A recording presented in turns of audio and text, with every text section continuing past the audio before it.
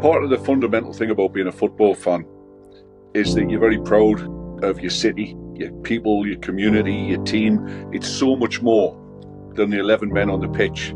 It's everybody in the stands. It's like Colin says, he's been going for years. I've been going because my dad took me when I was 4 years old. When you got kids who are like a couple of years older just than your two toddlers going to their first match, and like Bobby Robson says, you go in there, you see the grass under the lights, and without being able to do a thing about it, you fall in love. And it's a very powerful thing. Bill, myself and Steve met up one night in the Irish Centre, not having a clue what we would do or how we would go about it, but we're working on the basis that we don't want this happening on our doorstep. We don't want poverty in the northeast. We don't want kids going short or starving. So the three of us met, and I laugh now, and Bill probably say the same. Bill come along with a sheet of paper where he had details of food banks in the northeast, and we decided, right, we're going to do something about it. I have on today's episode the founders of NFC Fans Food Bank, Colin Whittle and Bill Cochran. Steve couldn't make it. He's also a founder. They started Newcastle United Fans Food Bank back in late 2016, a group of fans who set up collections on match days to support Newcastle West End Food Bank, now known simply as Newcastle Food Bank, and has since raised hundreds of thousands of pounds and collected hundreds of tons of food from our generous Geordies, supporting tens of thousands of people in need and feeding the hungry. And beyond that, has influenced close relationships with the football club itself, who have donated most recently over the last couple of years as well. And also there's been match collection, donations have been matched through the Rubens Foundation. It's a group that has brought the city together, they united the city and brought fans and non-fans together to support those facing a crisis. So it's my absolute pleasure, and I'm really proud to have the guys on my podcast, some of the most dedicated and compassionate people I've ever met on the podcast. Welcome, Colin and Bill, to the podcast. All right, Moju. Pleasure to be here, mate. All right. We've known each other for a long time. I joined and supported just after it was founded, I believe, all those years ago. Can't believe it's been that long and going strong. I do struggle to pop down to some collections these days. And we were just talking about my toddlers who have put me on a timeline deadline for this podcast. So I'm going to come to you, Colin, first to talk about the origins, the backstory of NFC Fans Food Bank. How did it come about? Why did you set it up, and how did you go about setting it up? Yeah, so it all started, as you say, back in 2016. At that time, I was involved in football activism, big Newcastle United supporter.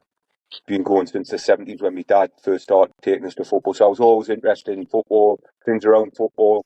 Newcastle United's always been my team, but I was also interested in the wider football fans community. And I had some involvement with a national organisation called the Football Supporters Association. And at that time, in 2016, I was aware of an initiative that was being undertaken by Liverpool and Everton supporters who were working together to start their own supporters food bank outside of Anfield and Cochran on a match day.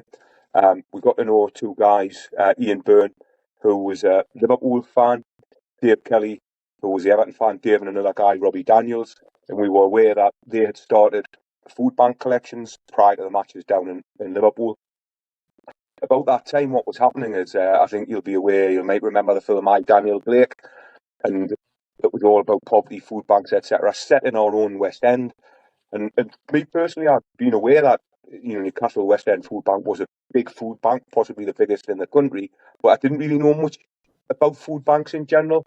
So I had the combination of being aware of what was happening in Liverpool and then also being aware of what was happening in Newcastle, not to a great deal of knowledge, but also then being aware that Daniel Blake, film and the impact that was having been set in our own community.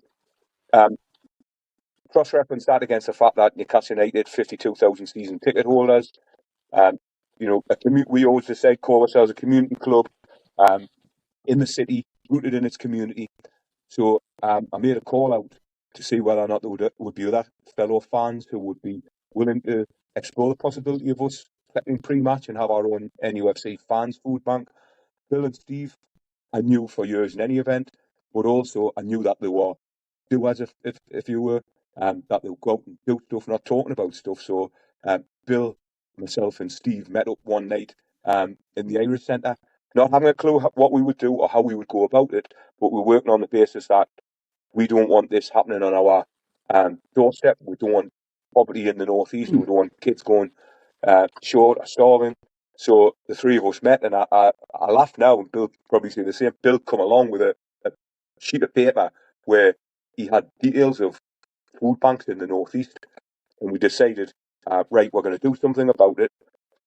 We looked to do something at the start of the next year, which I think we picked a game which was about 4 weeks ahead, and said, look, we've got 4 weeks to try and do something. In the meantime, Bill, because he knows everybody, made further contact with the Citizens Advice Bureau, and they were able to put us in contact with Mike Nixon from the Newcastle West End Food Bank. And Mike told us some shocking statistics about the use of the food bank and how people were relying on it. And we just said, we're going to do something about it. And I'll probably let Bill take over at this point in time, because Bill then went about arranging a viewing of Daniel Blake at the Irish Centre, Newcastle Irish Centre, up from a Gallagher. It was pretty full of Geordie blokes, probably my age, cracking on a little bit. But all had tearing why watching this film, and we decided we were going to do something about it. But I'll probably let Bill take over at this point in time, because that was the original idea, and then Bill started to be the man on the ground with the contacts, so that me, him, and Steve could then do something further. Bill, do you want to comment and take up from where I am at that moment in time? Colin, as ever, you've been far too complimentary of what I did, but I think it was. I remember your idea. You coming to me and Steve saying we've got to do something about this, like the Scousers have done. And I was fortunate enough to know Shona Alexander at the Citizens Advice Bureau because I volunteered there. And Shona knew everybody and probably still does. And I remember that meeting with Mike Nixon, who was the bloke in charge of the West End Food Bank, and he just boggled our minds. And part of the fundamental thing about being a football fan is that you're very proud of your city, your people, your community, your team. It's so much more than the 11 men on the pitch. It's everybody in the stands. It's like Colin says, he's been going for years. I've been going because my dad took me when I was 4 years old. You go, your kids well, they're probably downstairs ready to try not to go to bed soon, mind you. But, when you got kids who are like a couple of years older just than your two toddlers going to their first match, and like Bobby Robson says, you go in there, you see the grass under the lights, and without being able to do a thing about it, you fall in love. And it's a very powerful thing. And it encapsulates the community that we're all part of, and our city, and the identity of that city. And when on one hand you're so proud of something and what it can mean for everybody, and the positivity and friendship and comradeship and decency that it can bring, to then find out that the biggest food bank in Britain is half a mile away from it, and there are children starving. Now, one of the reasons you go to football, as you'll know, is you get away from things. You get away from the ordinary humdrum of your life, where you've got to come home, you got a flat tire on the car, you got a leak in the roof, you got to put the Christmas tree up, and you got to find last year's, there's all that sort of stuff. One of the light systems always doesn't work. There's all that kind of thing goes on. And you go to football because you can escape from it. And I think that's really good for people. It's good for their mental health. We never really started talking about things like mindfulness. Do you remember, I think it was about 10 years when people started having colouring in books, and that was the first thing. They don't do that anymore. But they discovered that football was a real fundamental part of a community's kind of self-care. And we decided that we couldn't really go to match and pretend not to worry about these things when we knew how bad and atrocious it was, where people are literally starving and children are starving. And we knew, I think none of us comes from any kind of wealthy backgrounds particularly, but none of us ever had to deal with that kind of hunger. And we just thought that for the sake of everything that we believe in, everything that we hold dear as a community in a city, that we had to at least try and do something. And Colin's dead right about doing things. We've seen it before. You see a group of people who look each other in the eye and just nod their heads, like you're nodding your head now. And you say, right, we're going to do something about this. And you don't need much talent, thankfully, because we didn't really have any. You don't need much experience. You just need the ability to carry on going. And we started off seriously thinking, well, we'll just collect tins of beans or something. And then we didn't really think about it after that. We thought, well, we'll probably go and find some poor people to give it to. But Mike Nixon, he's the one that with the backing of the charity, the West End Food Bank, the Bede Food Bank, and the infrastructure they'd had, was able to put us in a position where we were able to do what we were good at, which was, if you like, shaking the tree, telling the people that this is going on. And Colin will tell you, Steve will tell you, Stuart will tell you, everybody involved in the food bank will tell you that the fans of this club, the people of this city, if you ask them for help, you'll get it. One of the fundamental things about Newcastle through the ages has always been unity against adversity, wherever that adversity came from. That, you know, if you're in trouble, you call for help, you will get that help. We knew the reaction of the people was going to be positive.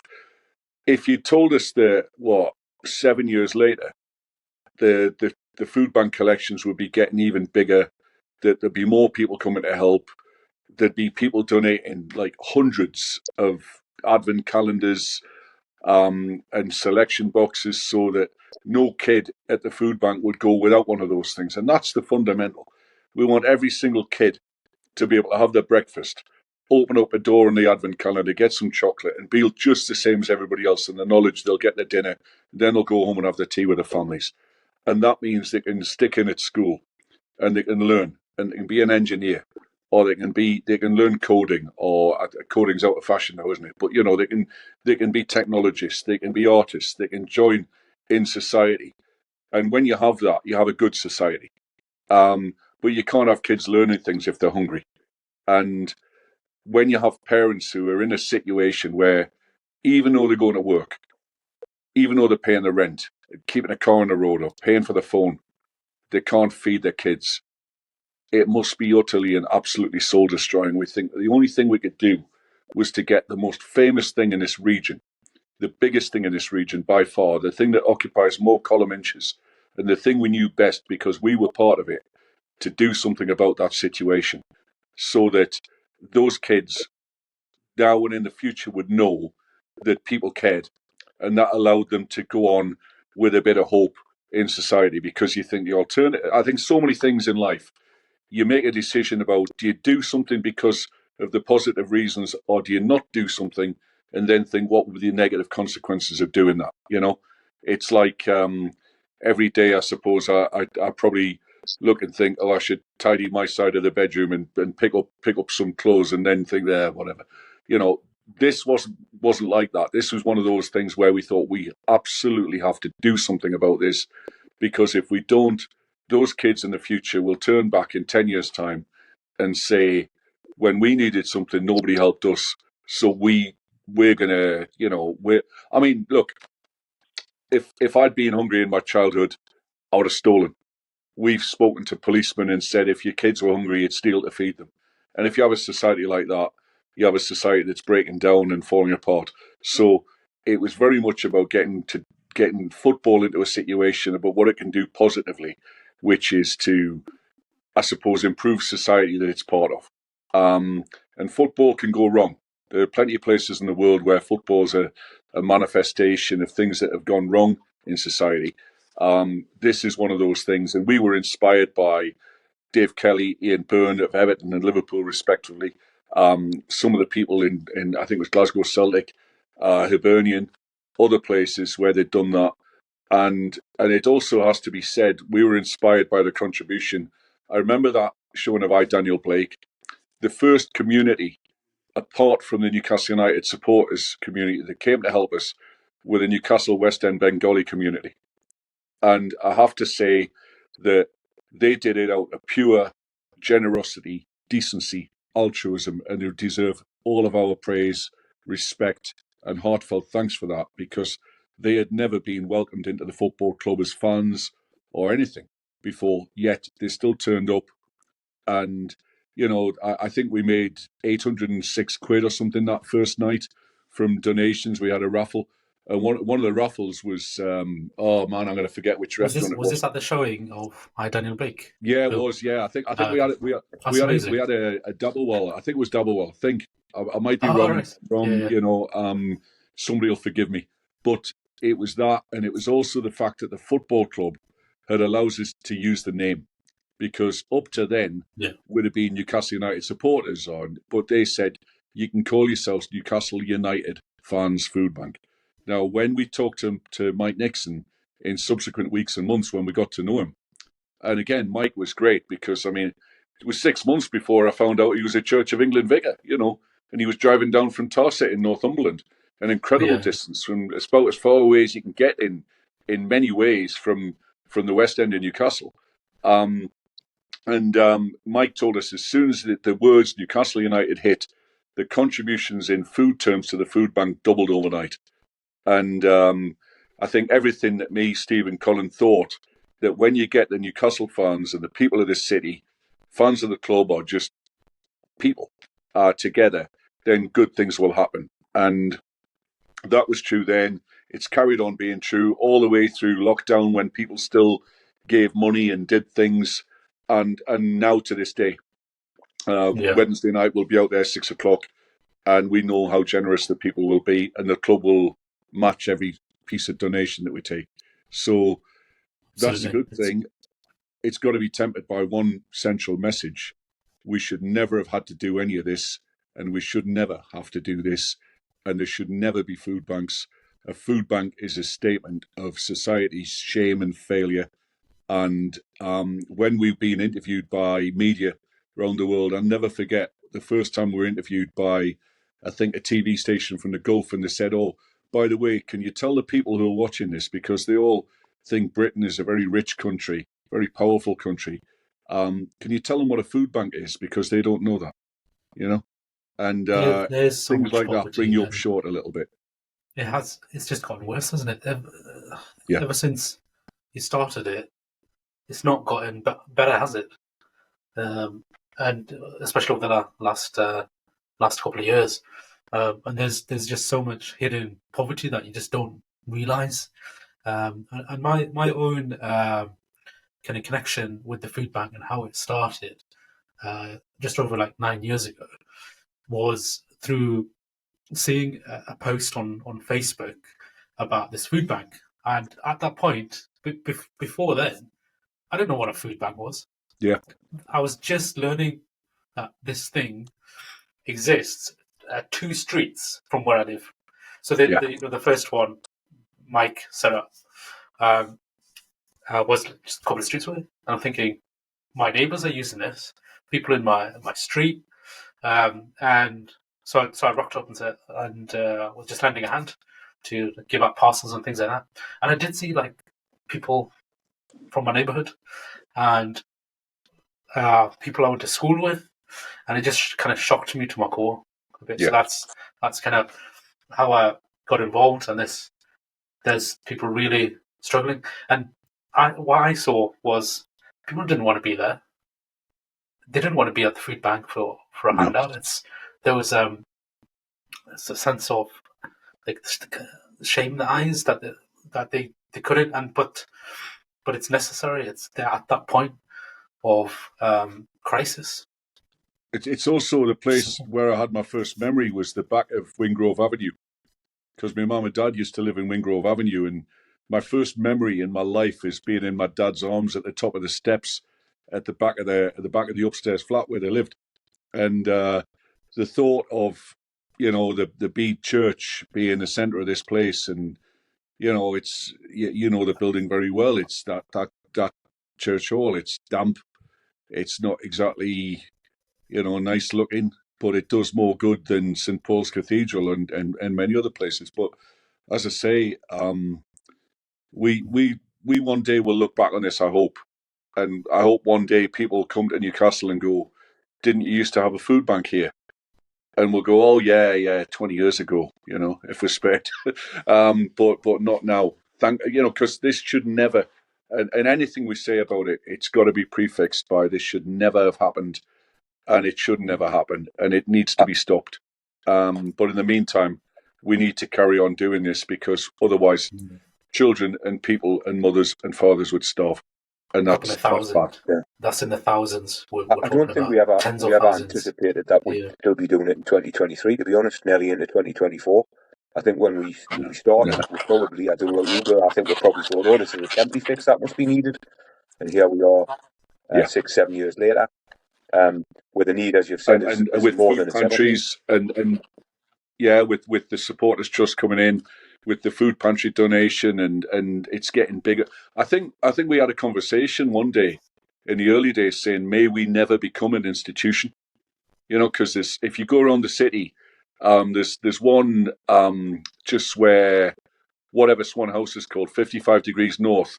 There's there's a big soup kitchen stone thing just off the roundabout. If you go around the roundabout, it says something like 1852 soup kitchen in big stone letters. And we were thinking, we don't want to become that kind of institution, because it is a badge of shame in the 21st century in Britain, in a very developed country that's been through, there was the first industrial region of the first industrial nation, and created an awful lot of wealth here, and other places received a lot of wealth, and we can't even feed our people.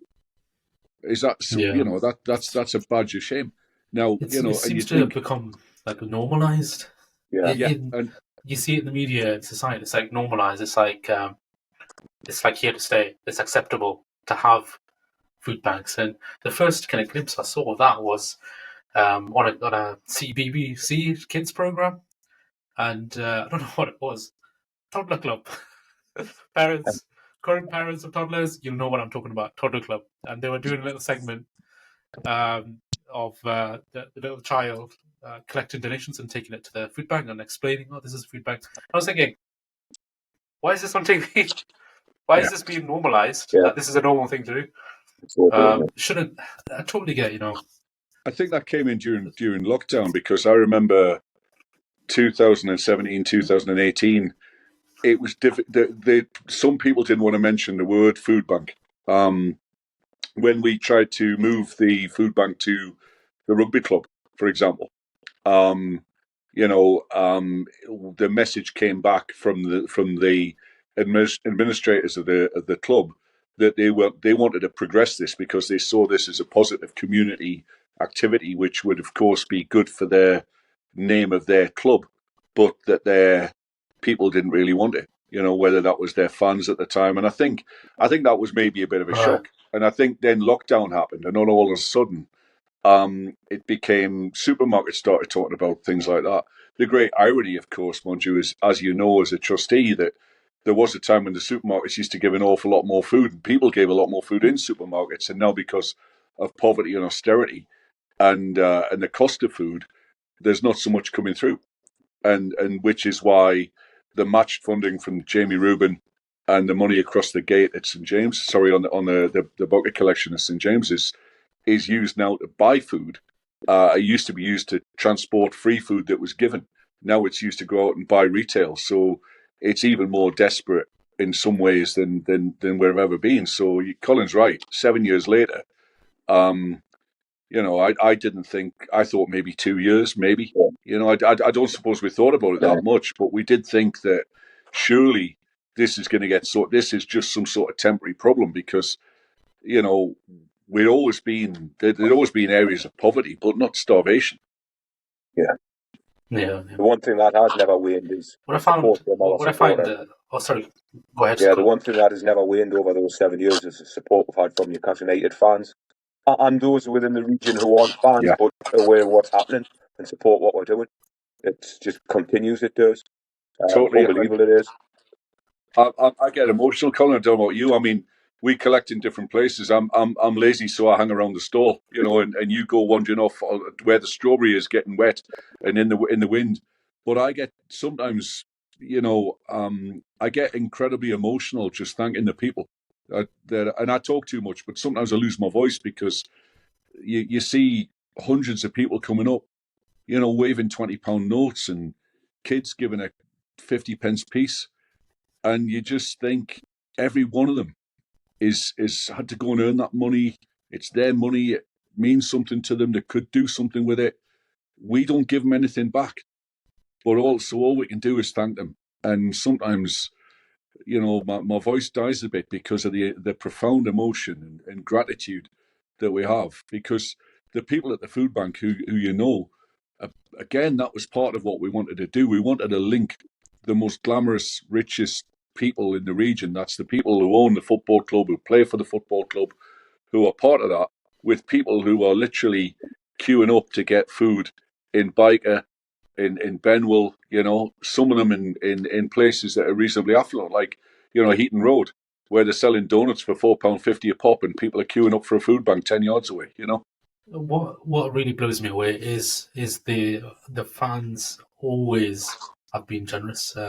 Over those 7 years, every update that I've seen, every single time, the donations have been amazing. Thousands of pounds every match. It's built up over the years, but that consistency and generosity just never waned. And what do you put that down to? That I think you touched on the club, the collectiveness, if that's the word. For me, it's about the of community. the fans coming together to support the city. For me, it's a community. I think it's Colin, it's supporters from all ages, from all demographics. We all have we've got this common love of Newcastle United, but also that love of our community and the things that Bill was saying about the club being rooted in the community. And I think there's that desire to help our own. And I think that's where it comes from. Yeah. And it continues week after week. It never ceases to amaze me. The contributions, forever grateful for the supporters. And you have people coming up, you've sort of forged friendships with people. And for me, I used to go home and away years ago. There's people coming hunters out who I've not seen for 20 years because they know I'm collecting, and I have a good chat with them as well. But the support is just unbelievable. I think it's the collective, it's the community, it's that being as one, as it were. Supporters come together to support those who are less fortunate in our own community. I think that's the key to me. Whether it's it's part of the region, it's probably embedded in there, part of our DNA. But I think that's the thing that continues to keep it going over the years. It's that collective. I also met a colleague that I haven't seen in about 5 years. At that collection 2 weeks ago or 3 weeks ago, bumped into him. He was saying every match he looks out for me because I haven't been for a while. So it was great. And every time I do come, I absolutely love it because that buzz and energy that you get from connecting with fellow fans, just it's for a second. It's a fleeting few seconds, and that thank you they gives you such a buzz. And some there's a few that they'll grab you and you go, thank you very much, thank you the job that you're doing. So that's a little advert and a plug for volunteers if you want to help out. I think the people are. I think you're always looking for people to support. Yeah. Get out there and support. Shake a bucket. Roger, I think you're so right about that. Every time I'm there, I collect hundreds of pounds in like an hour. Again, testament to the fans. Sorry, Bill. I think you're right about that feeling of positivity. I mean, I'm not qualified to tell anybody that somebody can recover from, depression or anxiety or all the other things that can afflict people these days. But I've seen people who, for example, may have come out of a very bad situation, come along to the stall, come along, stand next to us, and all of a sudden their opinion and experience of humanity is changed. I've seen people who never really met football fans and go, "Oh, these people are lovely," and they are. The people are wonderful, Now, I think that positive. I compare it to being the bees bring pollen to a flower and pollinate it, and it feels like you're covered in that incredible positive feeling of what an engaged, generous community can do and how society could be if it was somehow connected like that. Now, it's a shame it takes something like, this that shouldn't happen to make that go on. But I suppose it's positive in the sense that when you have this kind of problem, you literally have, I think there's about 1,200 people a week now receiving help from the food bank, of which I think about 30 to 40% of them are children. And about 40% of those people are working people, in one form or another, maybe not getting enough hours, or their employment might be a little bit, variable.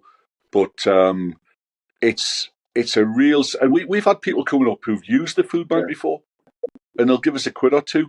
I've had lads turning up. I mean, we were outside Sam Fender, and there was two lads, and I'm not trying to be unkind. I don't think they had a home. I think they were living on the streets somewhere, and they got some money off people walking past, and they come up and said, "There's 2 quid at the." And I was saying, "Lads, we're all right. We've done okay. We're doing it." And he said it would make me feel better to give this because people have been so kind to us, and you've helped us in the past. It makes me feel like I'm doing my part. So the people that we see, the ones we see every week, the ones we see whatever, they feel that they're doing but their part. I think there's a lot missing in society at the moment when we're all, everybody feels divided, everybody feels a bit depressed by the news. The weather's even been rotten this year. We're coming up to another winter. Apart from the Northern Lights being visible, and I'm not seeing them yet, I've always wanted to. There's nothing great about it, and where the country's poor, the country's suffering, people are frightened. This is something to cling on to. I just hope and trust that when we don't have to have a food bank in the future, we can use this kind of feeling and take it into other places that we need to, and repay some of the debts of gratitude that we have to people who have helped us, because it's been immeasurable and unquantifiable, and it's unpayable. But at least I think that the people who are giving that money, they're feeling some of the gratitude, and they're seeing what they're doing, and they're aware that even though somebody from Biker to Benwell, all around the city, wherever, they may need something, but they can get it. We've got a way now of being able to get to those people. And again, if anybody's watching and they're struggling, please go and see the food bank, because even if you don't need it, they'll help you. We've got a pathways program. They're able to help people with advice about what kind of money they should be entitled to, or whether they can get help in some other way. We don't just collect food. Sometimes we've had other organisations get in touch. I'll never forget when we had a lady from the Riverside Centre in the West End, and she said, "Oh, we need pillion pushchairs." I'd never heard of them, because she said it's getting the mothers out of the house with 2 babies, and it means they can get through the front door. And she says we can't get a hold of these things; they're very expensive. I stuck something on Twitter, and we had 6 in a week from people up and down the region, and said, "Oh, we got one of these things in the garage. It's just doing now." So again, this is what friends and neighbours do. I've got 2 toddlers. I've got those two. There's 2 seats. You got the pillion, exactly. So yeah, I mean, I've got one of them, and they're expensive, aren't they? Those things. Yeah, absolutely. It's not twice as expensive. It's like 5 times. So when you finish with them, hopefully, you can give it to somebody else, because it's not the kind of thing you need, in the future. So we were able to communicate with tens of thousands of people, and this is the benefit. I think you're coming on to what difference has it made to the city. I think everywhere you look, there's lots of people who are, and it isn't just food banks, but there's lots of people getting engaged with the community, different communities, about lots of different things. I think we've got miles to go with this, and it won't just be food. It'll be about art. It'll be about education. It'll be about that notion of community. What a safe, decent, happy collective looks like, a congregation of families. I mean, we've talked before, and one day we'll do it when we have any time, about having a cup of tea every the 9th of June for the Blade and Races Day, and part of that is you have a cup of tea because tea comes from India and Africa, and it comes from China. it comes from Sri Lanka.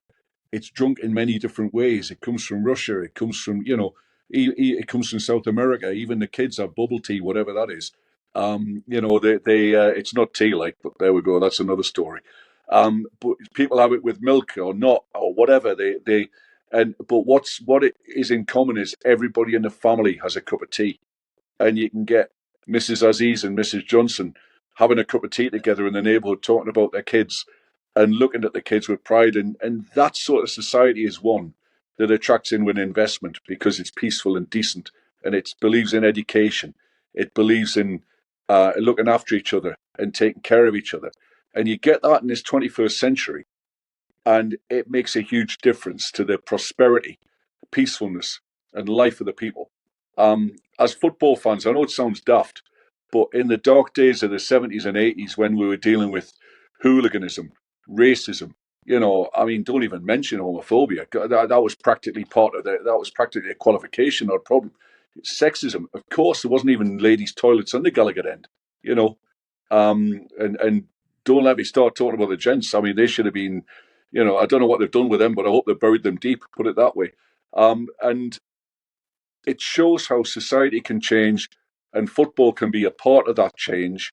And I think with things like the women's football team, Newcastle United women, playing at St James's Park and playing all around the region, kids getting involved, that level of education about how the club are joining in, they've helped us incredibly.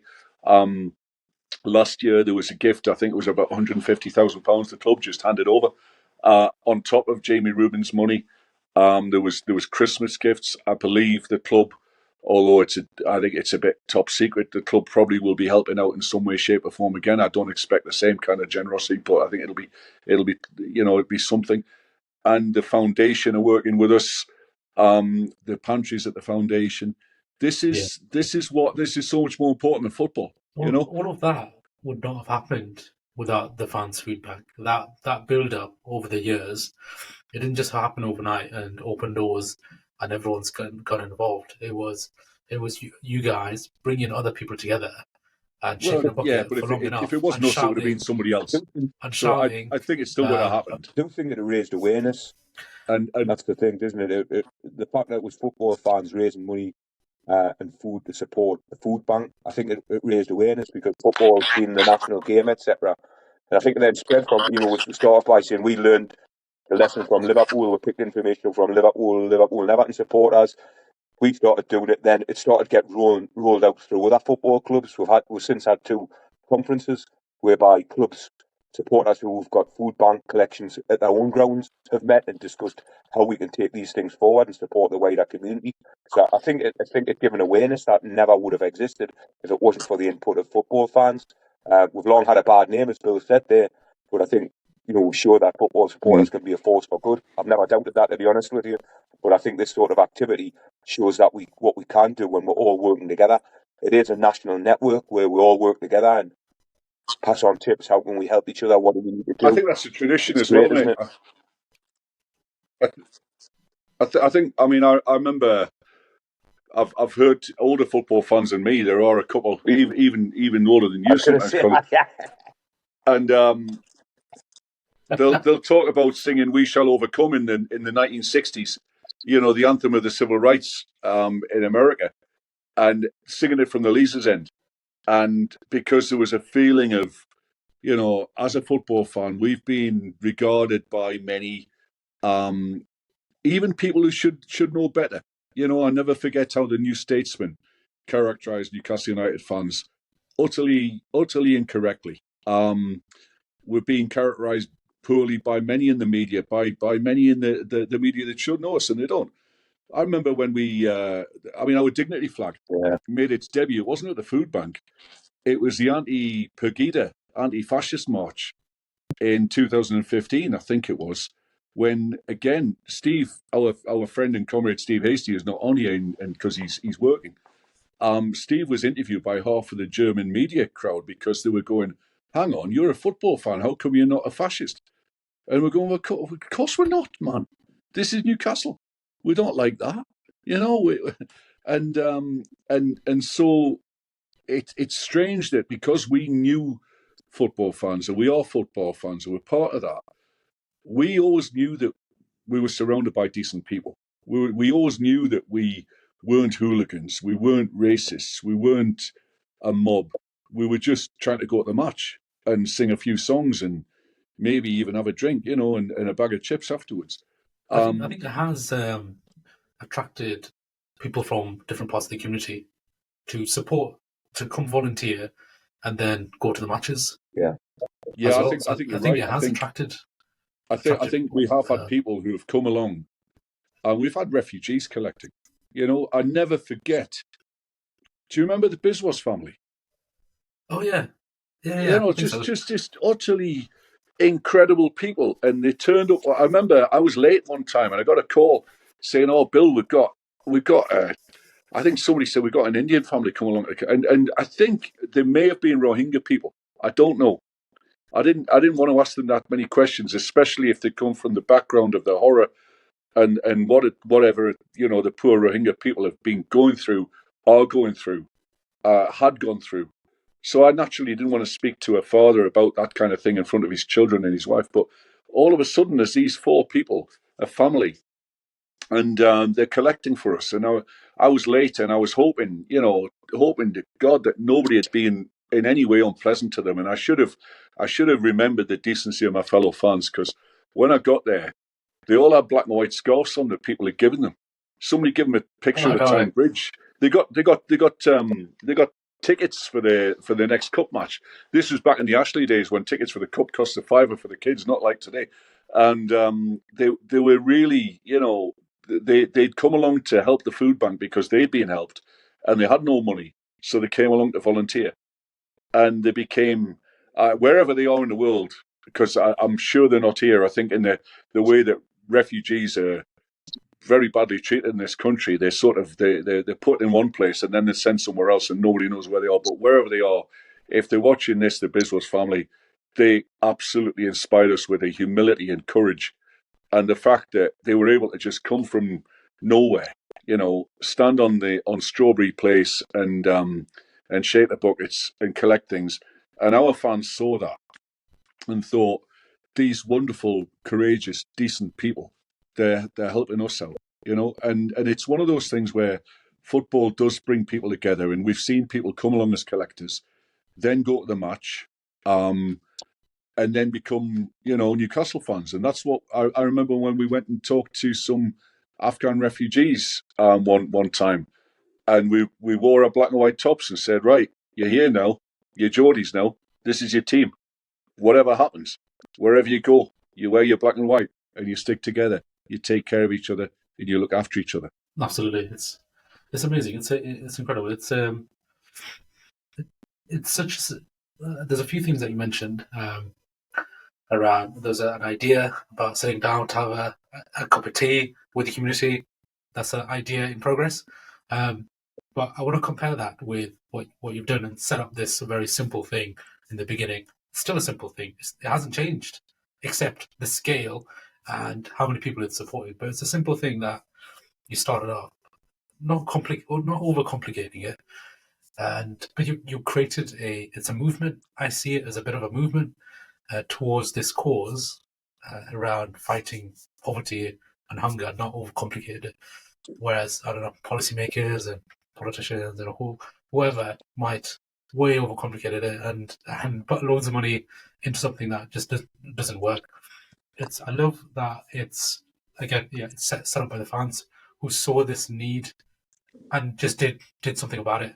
No, like let's do a feasibility study or whatever. We know this is happening, right? We're gonna go out, right? What do we need? Who do we need to go speak to? And you've created. There's a lot of stuff that you can't do, and that's absolutely fine. That's where the food bank came in and said, right, we've got the infrastructure, and you're not set up as a charity, etc. That doesn't matter. What you we did looked into that, but decided it was too much grief, and you don't have to replicate things.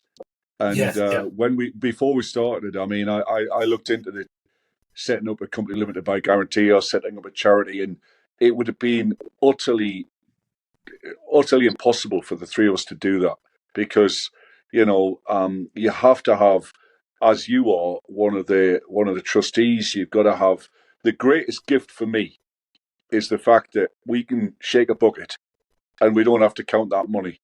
Somebody else does that. There's oversight of that. There's compliance oversight of that. We've got utter trust in the system. You know to the penny how much is being collected. We release that information straight away. One of the most important things is we actually have a permit from the city council, because there's not many funny stories with the food bank because not that kind of thing. But when we first operated, we didn't have a permit. I probably shouldn't say that, but and the council came along and threatened us with all kinds of disasters, and we found out about it. As Colin mentioned, the two National Food Bank conferences we've had. The first one was at St James's Park, and I got there late. I always get places late. It's a bit of a pattern, and everybody was looking miserable. And I'm saying, what's the problem? And they said, well, we've just had enforcement action by the council, and there's going to be, we're not allowed to collect anymore. And because we're football fans, rather than go, oh, really, yeah, we're really sorry about this, we promise not to do it again. What we did, we phoned the council, tried to get the chief executive and the council leader and threatened them with all kinds of disasters, that if they didn't sort this out immediately, they would be liable to be a Newcastle United Fans Food Bank person standing against them at the next election, and they may lose. And they would be on the radio that afternoon and would be telling people what was going on. And that was on the Friday. By the Tuesday, we had our new permit, which, of course, we would have got if we'd known we were supposed to have one. But the reason we got that permit is because the council have had a look at us. Their licensee people who are very professional and very good, and we got to know them very well, and they're great and they're helpful. They'd come along and said, right, how do you collect this money? Where does it go? Who looks after that? Who does the compliance? Who does the reporting? Who's the trustees? And the accountability and everything that goes with the infrastructure of that is something we could never have contemplated setting up. So, we get an awful lot, I think too much credit in lots of ways for standing on a street corner, shaking a bucket. The people who are the real heroes and heroines of the food bank, I think, are principally the women who give the food to the people who come in, and somebody's got a yellow ticket and they'll ask them what they need, how much they need, what the size of the families are, do they need a halal meal, or do they need a diabetic meal, or do they need a vegetarian meal? And that sort of stuff. We're going to match anyway most of the time, so we can shake a bucket and get on with it, and it works. But I think in many ways we were in a sense privileged to be able to help out in that particular situation. And because of the profile of the football club within the city, because the football club, for many people, is the city. It identifies with the city. There's a song called "Wherever You Gone, You Sure to Meet a Geordie." Now, I guarantee you, wherever you go in the world and you say you're from Newcastle, somebody will mention football very soon after that. And if you don't know anything about football, they'll kind of think, "Do you really come from Newcastle?" It kind of, So it's very important, and I suppose one of the things that we wanted to do was to emphasise the fact that even though at the time we started this, Newcastle United were in the Championship in the second division, and football fans were not regarded as in the same way as they possibly should have been by many people in the media, that both Newcastle United and its fans and our city that we all love so much deserved a better profile in this world. And we're starting maybe to get a little bit of that, but we've got to be careful because, as I say, the biggest thing about it is we shouldn't have food banks in this country, and we certainly shouldn't have them in our beautiful city. Yeah, absolutely. I think one of the key lessons from our conversation is that what's come out is that sense of community and that power from that community when they come together can achieve something amazing. And that over that 7 years again, the group has been able to raise so much money and food, and that creating that awareness as well. Imagine all those kind of ripples that have happened in multiple categories. And so I'll just plug one example, like that family, that kid, the children that can eat for that week, the next week are supported what impact does that have on them? You touched on Well, that, Bill, there's, as well. do you remember that lesson at school? There's always a lesson at school that you remember when you're like 11 or 12, sometimes 13 or 14. There's always that one where you hear something. I remember hearing my English teacher quote Chaucer, "One that April with his shoulder suitor, the Doctor March was," and you hear and you think, wow, or you hear Shakespeare, or you see a maths problem, you see a solution to something, and just for a second, you'll have done that. The cogs all click into place, and you go, "All right, now I get it." Absolutely. You're not going to get it if you haven't had your breakfast. The name of this podcast. That's what matters, 100%, 100%. The name of this podcast is inspired from a teacher from when I was 17, and this teacher he gave me this talk, and I was like, I was anxiety ridden and just so worried, and I'm gonna fail my exams, this and that, and life's gonna be over, etc. And all of this stuff happened in my life, and etc. with bereavements and things like that. But one of the key things I put it down to be kind of getting back on track is because of that teacher and what he said to me. So that set off that spark. Hence why I called it Sparks Unbox. Yes. Sharing your stories and other people as well. One question I had for both of you is, if there's people, wherever they are, around the UK, around the world, and there's so many supporters around the world. There's I counted 20 countries that have made a donation in the name of NFC Fans Food Bank. Other people facing other different challenges, maybe they're sitting and looking at similar situation in their area of the country. Maybe they're looking at something in their country happening. What's your advice to that? And let's just think of that one person that's sitting in the living room and they're seeing they're seeing poverty as well. To that person, what advice and guidance would you give? What encouragement would you give to them to get up and get going and get out into the community and support? Colin, do you want to do that? For me, it would just... It was a long question. It was a long build-up. For me, it would just be about having a positive attitude and saying, right, I'm going to do something. I think I probably, when I was younger, when I look back at myself, because I'm in my 60s now, there's times when you wait for other people to do stuff. And I think I got to a certain age, probably when I was a little bit more mature, when I said, well, I'm not waiting for other people to do stuff because I'm just going to do it myself. And in this instance, it was, right, we've got to do this. Who else do I know who can do stuff, who's positive?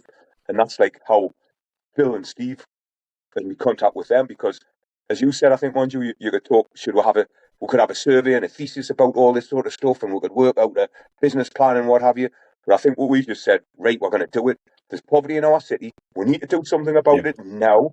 So let's go and do something. And sometimes you fail in what you're trying to do. Sometimes you're going to be successful. But if you sit there and do nothing, then it'll never work.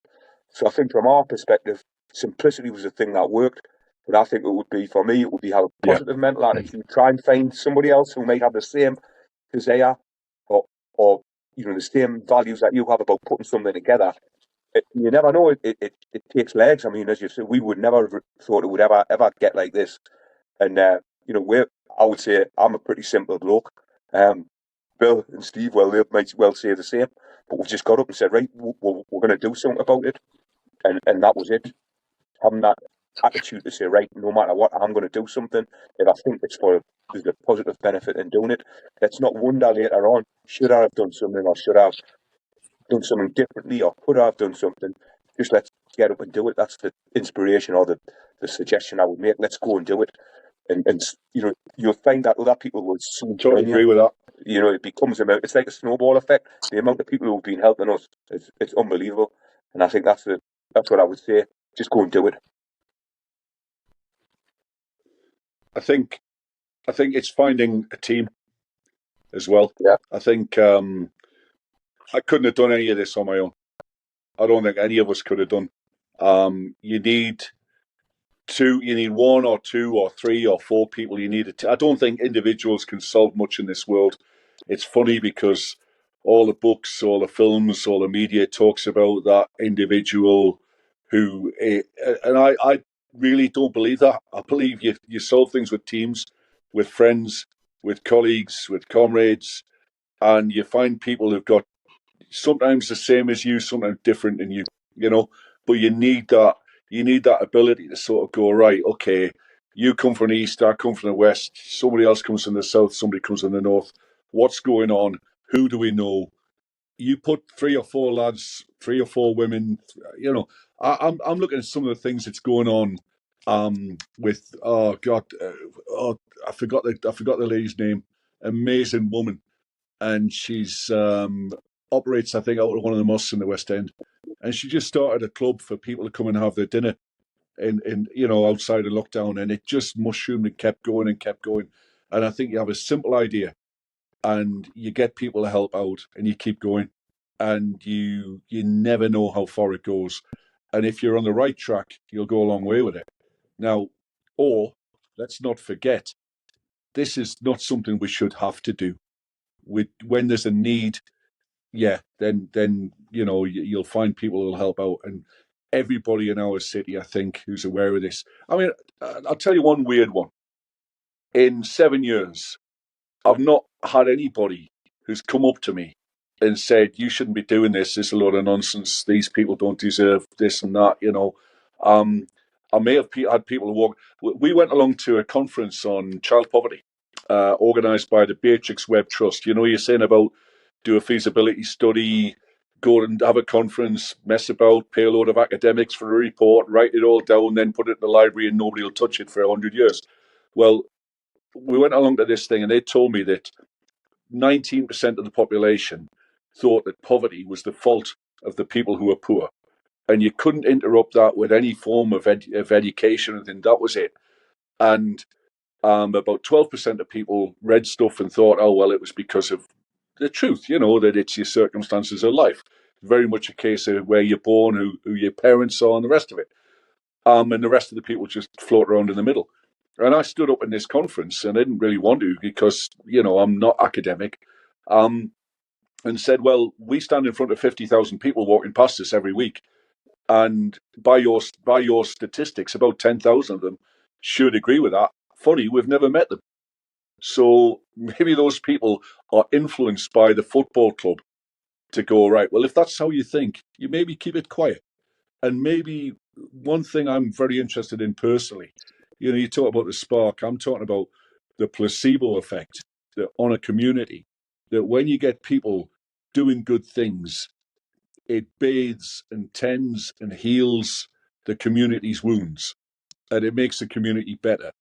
And it makes the community able to believe that there's a better story out there, that there's better possibilities for its children, for its old people, that vulnerability is something that we who are stronger than the average because we have advantages and we don't have poverty in our lives, we can go out and mitigate that and look after that vulnerability. And that makes society better. And if you have a better society, we all have a better life, because one day, I guarantee you, we will be vulnerable because of age or health or circumstance. And then we'll need somebody to help us. But that's for certain. When we're kids, and when we're old, we need help. In the meantime, in the middle bit, if we're lucky, if we're fortunate, if we have a good education, if we get a job, if we're able to do stuff, then it's our obligation as people, as Geordies, to help each other out, to look after our city, look after the people, and to look after the world, because we've got 95 nationalities in our city. We've got a plethora of different identities, and we're privileged to have every single one of them, because every single one of them goes towards making this city what it is. You look at football. Football used to be a very monochromatic sport. Now we have footballers from Brazil, from South America, from Europe, from all over the world. It's a multinational, multi-orientation, multicultural, multi-religious thing. Fans from around the world. You said 20 different countries on the world, at least, and there'll be more. And fans coming from all over the place, especially now we're good. And that message is one of unity and dignity and decency. Like it says on our food bank flag, dignity. That's all we want for the people. You give people dignity, it's got to mean that because they've got money in their pockets, they can earn a wage, they've got an education. If they get ill, there's a health service there for them. They can walk the streets in safety. They don't have to worry about stuff. If they need something, they'll call upon the neighbour for help and they'll get it. That's a society that we believe in and want to have for everybody. And it only comes from, what we're talking about, which is a team. Our team, Newcastle United's team, other teams around the world. And I think anybody around the world, anywhere, can find that team in their own neighbourhood, in their own city, in their own place, and go and deal with whatever it is that they need to help out with. There's plenty of work to do, let's face it, in this wicked old world. And, we just think that, maybe that football can be something like that because it's a world game. It's a game for everybody. Women, children, men, everybody together. Gay, straight, doesn't matter. Black or white, doesn't matter. It's the beautiful game. What Colin Veitch from Newcastle called it, the beautiful game. It wasn't Pele, by the way. It was Colin Veitch from Heaton. The beautiful game can unite people. And that is, that's a nice feeling to have, I think. Absolutely. Thank you so much, Bill and Colin, for being on the episode. It's been an absolutely fantastic conversation, really inspiring, and we dived into a few things that I didn't even know, even though I've been involved for a while. Really enlightening and inspiring conversation. And Monty, thanks for being there from the start, mate. You're one of the people we remember, and you inspired us. Remember that. Oh, thank you so much. That's really, really kind. And I'm humbled and so glad that I'm part of the NUFC fans family, because that's what it is. Yeah. And I've just remembered, I wanted to give a shout out, of course, to all of the volunteers. And I think there's someone that's kind of an unsung hero, but he does so much work, right? I'm sure you'll agree with Stuart, who did on the socials. He quietly goes on socials, does the messages all the time, but it's going to be having such a massive impact. And of course, Steve, we couldn't make it. One of the original founders. Maybe we can do another episode in the future and pick up on some other topics and get all three of the founders on. So thanks again. Thank you, Colin. Yes. Thanks Bill, for being on the episode. Yes. I hope it can raise some awareness as well. We'll beat the match on Wednesday. Take care. See you. I will be at the match on Wednesday. Wrapped up warm. Thank you. See you. Bye. Thanks, both. Cheers. Take Bye. care. Cheers. Thank you. Take care. See you. Yeah.